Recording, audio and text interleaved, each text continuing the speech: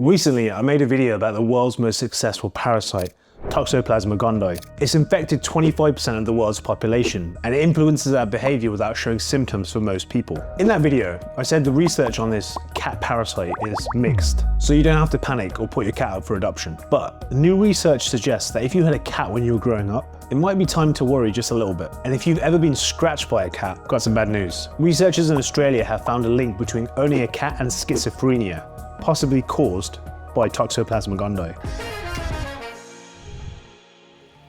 Before we dive in, you should definitely check out the original video that gives you an overview of what this parasite actually is. It's super interesting.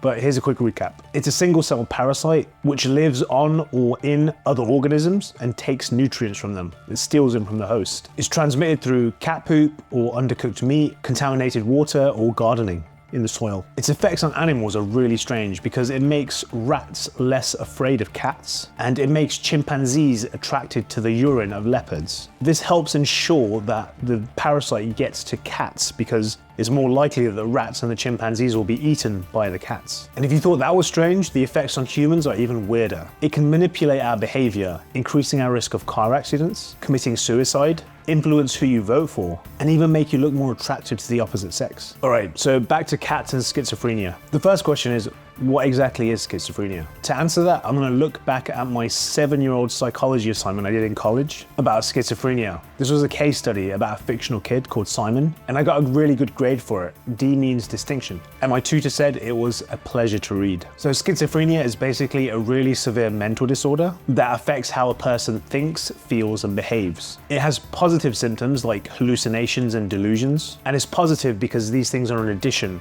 Like the hallucinations are things that you see which aren't there, so it's an addition. And then there's negative symptoms like reduced emotional expression and a general loss of interest in activities.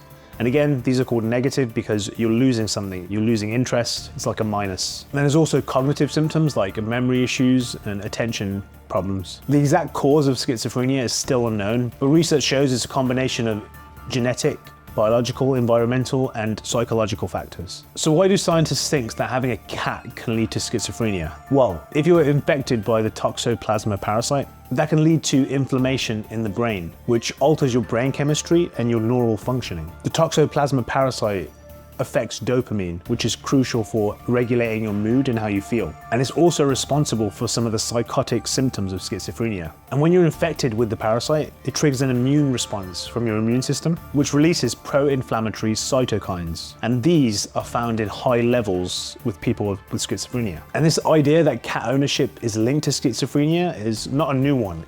This was first proposed in a study in 1995. It's been nearly 30 years, but the research up until now has been kind of mixed. And the studies that do show a link have been quite small, with sample sizes that just aren't reliable enough to make general conclusions. So what's new about this Australian study then? Well, the most important thing is that these Australian researchers did a meta-analysis. In research and science, a meta-analysis is basically when you combine the results of loads of other smaller different studies, and you're able to find the overall conclusion from lots of different pieces of research. So if each study is a piece of a puzzle, a meta-analysis is just putting all the pieces of the jigsaw together to see the bigger picture. And this method helps you identify patterns or things that you wouldn't normally be able to detect if you were just looking at each individual study. So it's a really powerful tool for summarizing data and making informed decisions based on a broader set of data. And this Australian study used a meta-analysis which combined results from 17 studies over 44 years across 11 countries. And the findings showed that cat owners had more than twice the odds of developing schizophrenia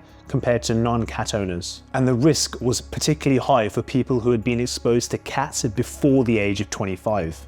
So if you had a cat when you were growing up. So what exactly did they find? Well, the big headline conclusion is that the study supports the idea that cat ownership is linked to increased risks of schizophrenia. The unadjusted pool's odds ratio was 2.14, which basically means that cat owners had more than twice the odds of developing these disorders compared to non-cat owners. And when looking at studies that control for covariates, like other variables which could have affected the results, the pooled odd ratio was even higher at 2.44. Interestingly, one study found no significant association between owning a cat before the age of 13 and increased risks of schizophrenia.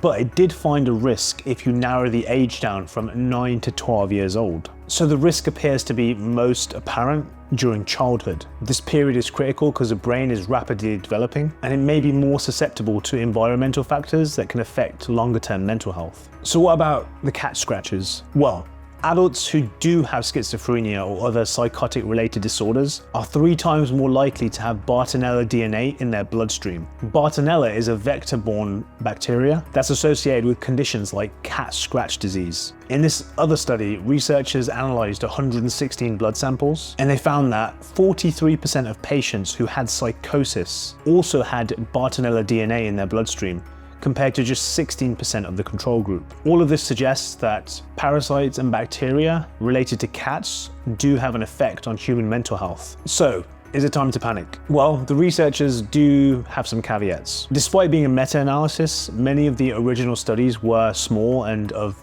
poor quality, and they varied widely in methodology and sample sizes and population characteristics, which makes it difficult to draw general conclusions. There's also loads of confounding variables which many studies weren't able to control for. Things like socioeconomic status, how you actually define pet ownership, and other environmental influences which could have impacted the results. So there's still a lot of room for really high quality research in the future to actually get a good grasp of the risk modifying role of cat ownership in mental health disorders. High quality longitudinal studies are needed to better understand the relationship between cat ownership in childhood and the onset of schizophrenia. So now you know the link between cats and schizophrenia. Do you think this is actually what's behind the crazy cat lady character in The Simpsons? She had schizophrenia. If you like this video, why don't you check out this one, which shows you how to perfectly pet a cat according to science.